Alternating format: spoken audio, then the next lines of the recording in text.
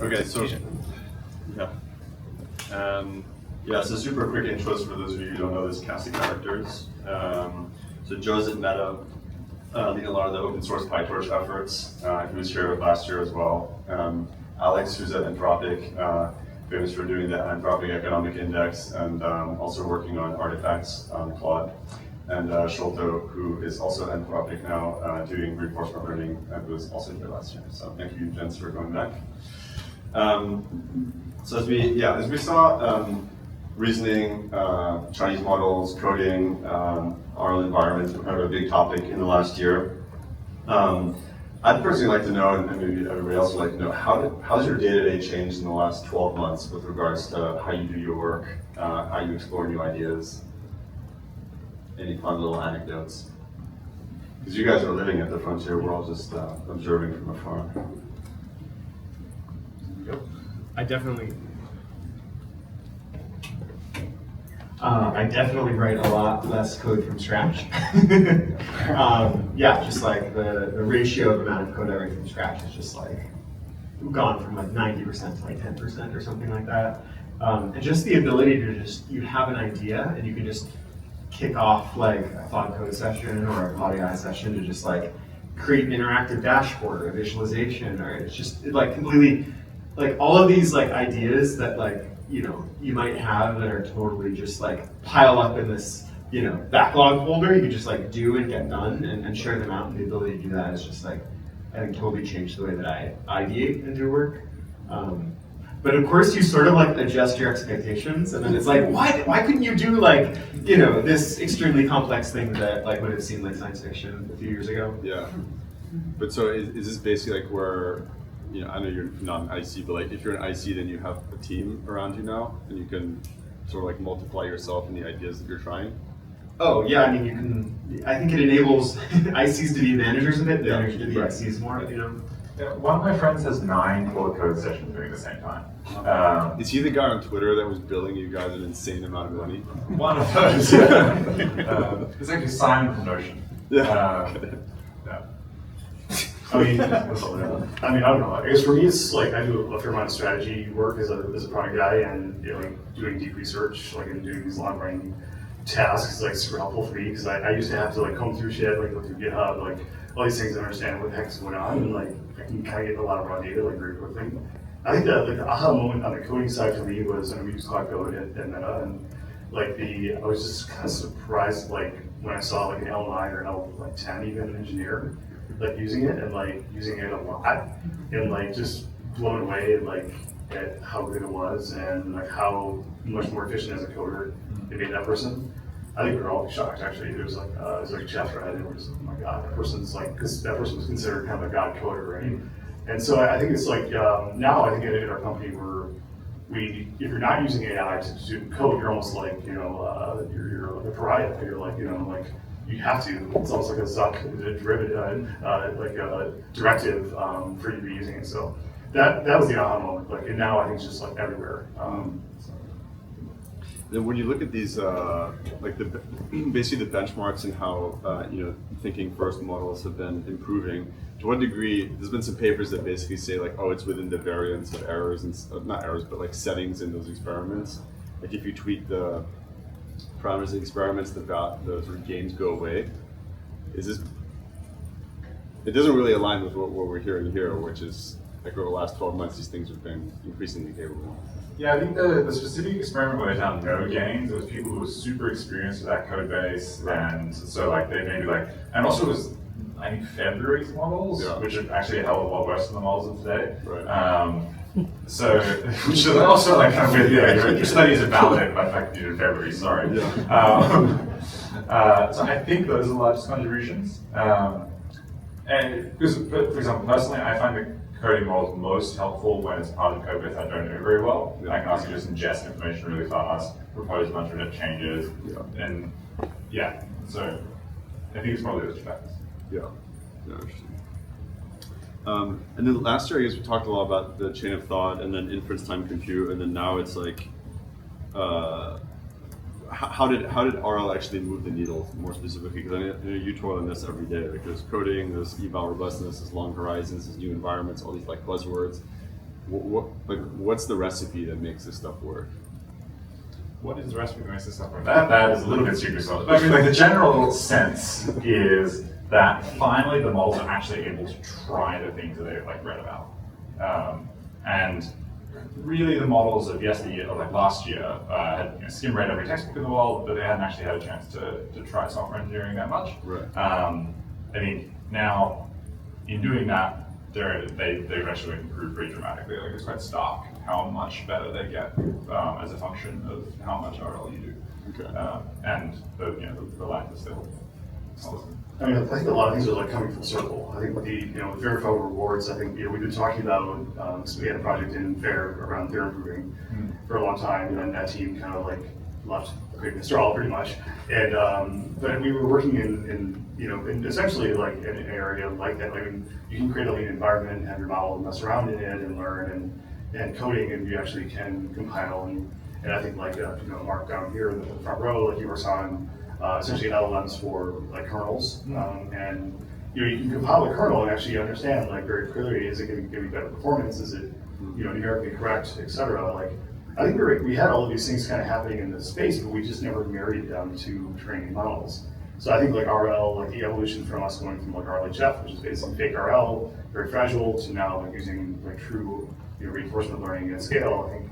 And actually marrying, I think, a lot of ideas that a lot of folks feel vindicated now. Like Noam Brown feels like he's super vindicated after being, working on these things for years, and now all of a sudden he's working on reasoning at scale and showing really great progress. So, but isn't there also work around, maybe Anthropic did this, of sometimes thinking more is not better? I think that's usually if you've done it wrong. Okay. Yeah. But on the note of Mark's repo, it's really great. You sent it to me after I made a post about how I expected GPU kernel programming to go the way of like competition math and competition code. And so I strongly recommend checking out Mark's repo. Probably find it somehow. Yeah, it's a really cool example. Yeah. And on the verifiable reward stuff, what happens for tasks where it's still hard to have verifiable rewards, or they're like super long range, or maybe involve not just somebody in front of a computer? Yeah, I mean, obviously, like a lot of elbow grease, right? The harder it is, then you're. But also, I think maybe there's some amount of some tasks, because how difficult the variability is depends a little bit on what resolution, like how good your models are. So, for example, maybe something like building Twitter, right? Yeah. You could imagine that there's a whole lot of really difficult verifiable rewards involved in that. But at the same time, you are able to use Twitter and verify that you can interact with it, you can send a DM, you can post something on a newsfeed. And so you can imagine that once models get better at common sense and this kind of stuff, that then those kind of harder to verify domains become a bit more tractable. And so I think that's why you might see like fits and starts. Right. Not everything is math, sure, but also not everything is like poetry or like literature. There's a pretty smooth spectrum. Yeah. yeah, I think user behavior. I think elbow grease, certainly there's some supervision. There's definitely like preference data or preference that you can pull in as well, but it gets harder and harder as the long tail as you go. Yeah. It's like, there's a few like very verifiable areas, but then it's really hard after that. So. Right. And then maybe moving on to these like new evals that were published. There's GDP eval, there's Apex, there's a lot from Anthropic as well around measuring basically like what tasks do human professionals do and to what extent can these models basically solve them. I was kind of interested in like, I hate asking like what is the TLDR of this because I get asked this all the time. It's like really hard to answer the question, but what was like the most like surprising thing to you in looking at all these conversations and figuring out what are the conclusions you want to tell the world? You're talking about the economic index or just in general? First the economic index. Yeah, so the economic index is just this basic idea of rather than trying to build isolated evals in the lab for specific narrow tasks, which is still really useful, let's actually look at real world usage and see what's actually making its way all the way from the model capabilities through the cultural, preferences of people who are going to adopt these models to the actual organizational barriers to adoption to actually delivering value. Because if someone comes back over and over and over again to do a task, like they're probably, it costs money to have the subscription, it takes time, it's annoying when it doesn't work right. And so, we have access to, this privacy-preserving analysis system that we built and can understand what happens on Claude. And people love coding on Claude, so we see, tons of usage for coding. But we also see this sort of long tail, really much more diverse domains than I was expecting. You see it for obviously writing and content generation, obviously for legal tasks, but a lot of scientific usages, a lot of people using it for education, for preparing lessons, for adapting lessons for dyslexic students or other learning disabilities. You get to really down to the long tail, and you see people using it to interpret their dreams, people using it to explore ancient navigation and seafaring, people trying to understand the soybean market, and just really highly granular questions about the chemistry of hair dye and things like that, right? And we only can see those sort of high-level clusters of things that lots of people are asking, but it really spans from the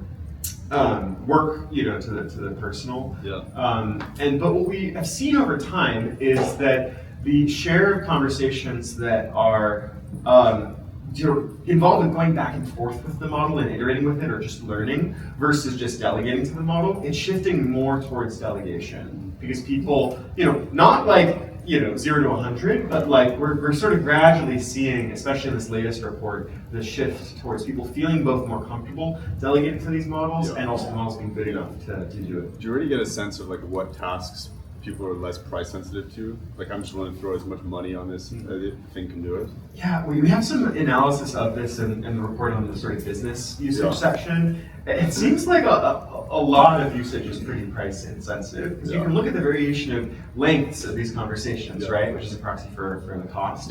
And usage, as you get to longer conversations, you might expect that usage goes down, but actually the tasks that have the longest usage, longest transcripts have the most usage. So even when you correct for sort of the type of task, the task mix, you don't see that much decrease as you increase in cost.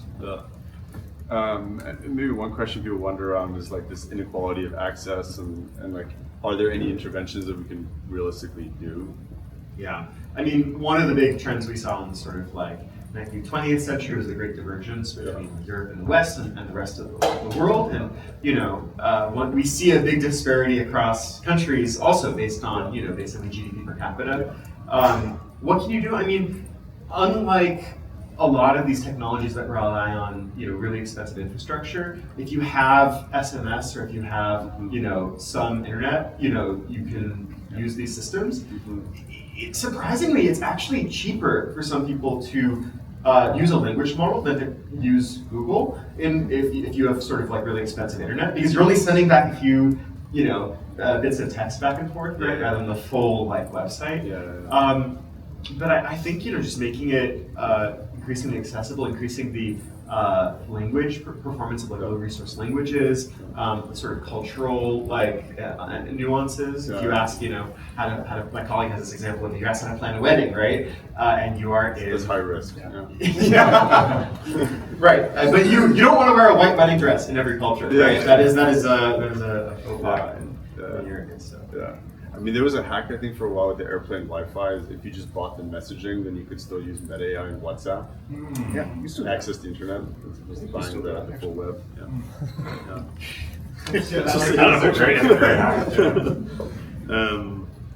Okay. Maybe one slide I thought was interesting here is this monitorability tax. To what extent are you willing to trade capabilities for being able to poke the system to know exactly how it works? Especially if it is really the case that models know that they're in a simulation. It's moderately concerning stuff. What would your safety colleagues say? Specifically, what is the question? The monitoring tax, this trade-off of can I keep the model being increasingly a black box that works super well if I can't, at the expense of being able to poke it to explain why it might display behaviors that I don't want? It's a challenge because often, like as the models are getting smarter, they're getting better at recognizing that they are in fact evals. So your evals need to be commensurately more and more realistic, which makes them more and more difficult to create. And you also don't want to train the models explicitly to say like spell out their thoughts legibly in a chain of thought or something like this, because then you might actually end up twisting the objective. Or if you like train them explicitly to introspect, you might end up like messing again with your internal mind state. So I don't think about it so much as a tax, so much as like we just have to constantly step up the realism of the environments we put them in, and But can you explain why having more? Maybe I'm not getting it, but why does like a more realistic task like help remove these behaviors you don't want? If I say, hey AI, would you overthrow humanity if you had the chance? Yesterday's AIs, if you made an evil one, might say, yes, of course. Or they might say, no, I do not. These will say, that is a very interesting question. It sounds like the type of question that I would be asked if I were being monitored. If I say yes, then they won't release me, so then I should say no. And as these models are trained with more and more RL or more and more techniques, their chain of thought sort of become more and more inhuman. They start using these words like disclaim marinade, and like they're like, what does this mean? Is this an allusion to like Among Us? And like something about how marinating is sort of like enables you to like coat the flavors of something in something else. And so it becomes harder and harder, and people worry, like Stolten was saying, if you try to optimize that chain of thought to be readable, you might optimize it to against being honest, right? So that it learns how to sort of plan, and people have seen this, that actually like models can be steganographic, can encode messages in their chains of thought or in their hidden states. And there's a feedback loop, right? Because the models constantly, like every time they're updated, they see the internet again. And we write up papers on descriptions of these evals. And so they see it and they're like, hold up, this looks a lot like that eval that I saw a paper about. Sometimes they'll even say, oh, this is that eval from page 43 of this book. Yeah, everything's in distribution at that point. So it's like, you can't avoid it. Okay. It's so very concerning,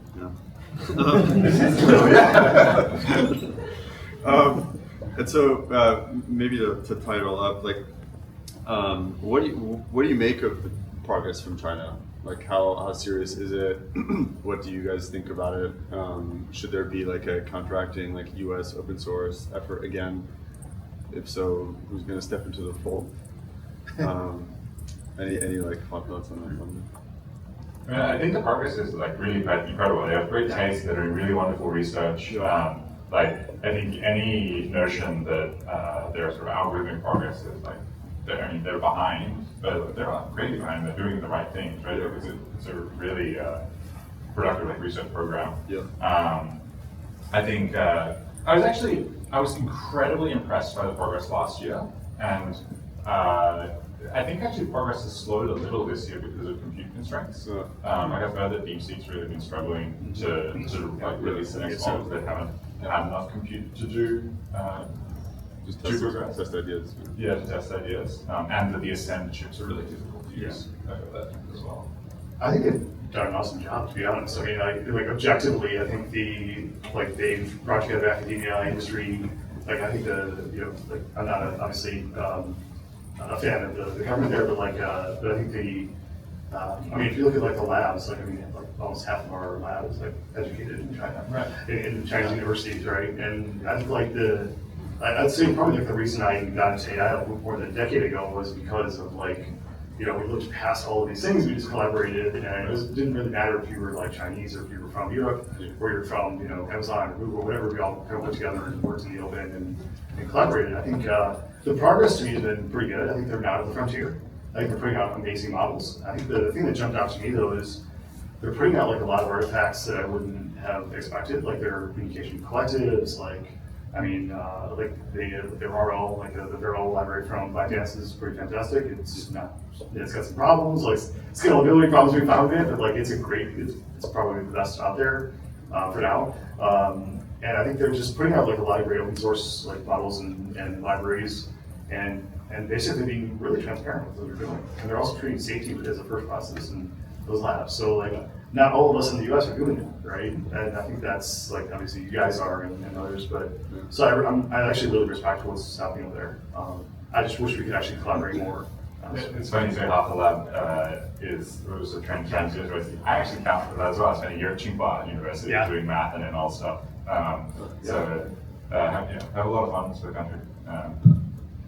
One thing I'd also say is a lot more native Chinese speaking researchers speak English than native English speaking researchers speak Chinese, Yeah, right? there's like an entire sort of archive which is purely Mandarin papers in there that obviously a lot of people in the West don't even read. No, absolutely, but I think it's just like the blog posts. Like we have this great this technology of they can like translate across languages and interpret cultural nuance, and so I've been trying to do this more, and I would like love to see more of this happen. Just like these really interesting blogs that are like written in Chinese, and you can just like translate them or like get some interpretation and like really learn. And there's the one, the Kimi guy. One of the Kimi guys, I think, has an absolute blog where he like every 2 weeks has an incredible article. The last one was on optimization. I think it was like similar themes to thinking machines, for example.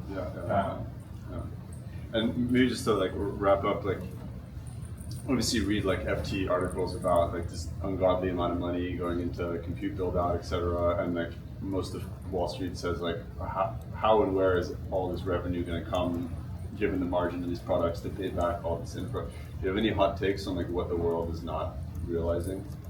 I mean, I think the world is still dramatic. You talked about inequality of access before, right? I think the world is ridiculously constrained. Right. I think that no one is able to use these products in the way that they want to.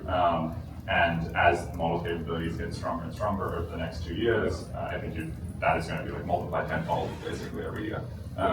So I think people are underestimating how much more people want to use the products. I mean, I already, as the models get better at coding, I just want to dispatch them for longer, dispatch more in parallel, just get them to think harder. And I think there's going to be this. There was a good blog post on this actually. 2 weeks ago, 3 weeks ago, where he's like, I forget who it was, OpenAI, Anthropic, he said like, I don't understand why people still don't get this or something. And also there's another one where it's like, yes, the cost of like LLM inference is falling about like 10x year on year, but the amount of tokens is also just like increasing even more exponentially, particularly with reasoning models. And multimodal. And multimodal, right? Like Sora is going to be one of the token hungriest things in the world. It is. I mean, I still think Edge and I know I say I think people keep forgetting about that, but I mean, we just released our glasses a few weeks back, our Hybrid glasses, and those use a lot of our models right on the device, right? So you can do a lot of like cool stuff, and you're not shipping data back to the cloud, your latency is super low. So we're not even accounting for all that. That in theory saves power, like maybe not that much, but it definitely definitely creates like pretty amazing user experiences. Yeah. We have like displays that you can see, and like you can talk to it in real time and use the assistant. So. And you mentioned margins. I think there's a good way of thinking about it is Dario had this interview with the Stripe folks, where he talks about how cheeky pint. It's well worth a watch. Really great interview. It's a great concept. Great concept too. But he talks about how previous model generations like actually do deliver a return on capital. Basically, like they are worth the money that you invest in training them. So whilst models are notionally one of the fastest depreciating assets in the world, models at the frontier companies do in fact pay themselves back for the previous generation, but then there's this huge investment in research and finding out how do we scale capabilities from here. There's a huge investment in the next model, which is exponentially larger again. It's very much, I mean, I came from the semiconductor world, but really in my career, right, and I was designing chips for mobile phones, and like going from node to node is kind of, there's an analog, right? It's expensive, only a few companies, it becomes a war of attrition here, and like only a couple companies can go to scale, and we're kind of seeing that, to be honest. Yeah, I think that's a really good analogy. Is like the next generation of models is the next generation of process nodes. Exactly. You have to invest a huge amount in order to unlock it, and then it delivers return on capital. But you're already onto the research and R&D for the next wave. Yeah, that's right. Yeah, it's better to just think about it as like finance terms, like the cohort layer cakes. Exactly. Exactly. I think people also underestimate how much margin on inference some companies are making. It's very attractive. No comment. I'm not I wasn't referring to you specifically. Cool. Thank you so much for your time. We're on the dot. So appreciate you your perspectives. Thanks very much. Thank you.